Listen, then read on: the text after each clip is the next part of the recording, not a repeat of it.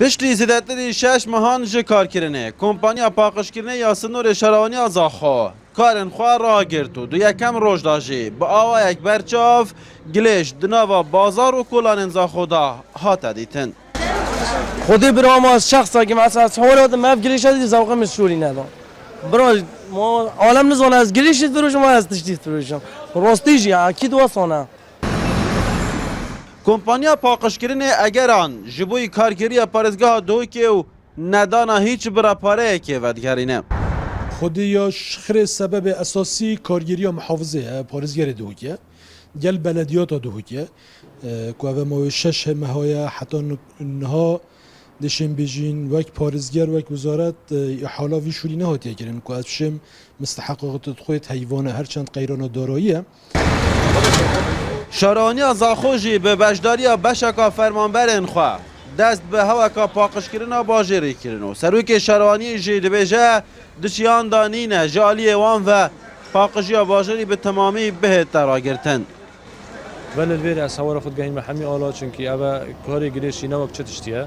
یعنی دبیت او مشکلات زیترین دم چهار سر بد اگر کمپانیاجی کار نکرد و دبیت دعمه کی باجروانی بیت کردن چونکی وقتی موجودی تا 67 آمیر و 369 کلی کار نه هزماره کنو که مثلا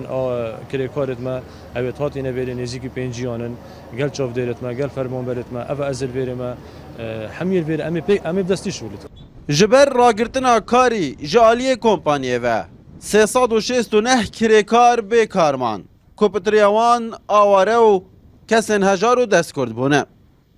ده غزا ما پرات بما بدن ما ومشوا لي خاين درس داي ناخذ شونينا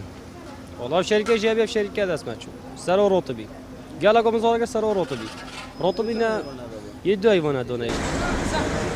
هیاما 7 ماهانه کمپانیا پاکشگر دست به کار بویا و روزانه 506 تن انگلیشی لنیزی کمپا چمشکو کنوت کرد و لگوری گوتنوان حتی نها پتری 2 میلیارد دینار حکومت قرضاره وانه جبوی چارکرنا دیکیلا بسر باجری جیداد دهات شرانی ازاخو دست به بن آخرنا گلیشی کرد چیروکا گلیشی لزاخو درج بویا رو کارکتر رو قربانی اندنا و چیروکی دست دهتلی هاتن آنکو چیروک بو رومان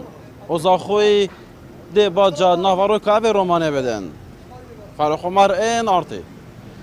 زاخ